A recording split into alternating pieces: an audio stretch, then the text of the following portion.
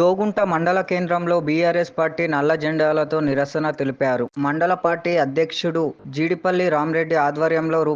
2 లక్షల రుణమాఫీ పేరుతో రైతులను మోసం చేస్తుందని ఆదివారం నిరసన కార్యక్రమం చేపట్టారు. కాంగ్రెస్ దాడులకు వ్యతిరేకంగా నినాదాలు చేస్తూ నిరసన వ్యక్తం చేశారు. సిఐ లతీఫ్ ఆధ్వర్యంలో నిరసనను అడ్డుకున్నారు. ఏఎంసీ మాజీ చైర్మన్ కొమురయ్య, చిలువేరి మల్లారెడ్డి స్వామి పాల్గొన్నారు.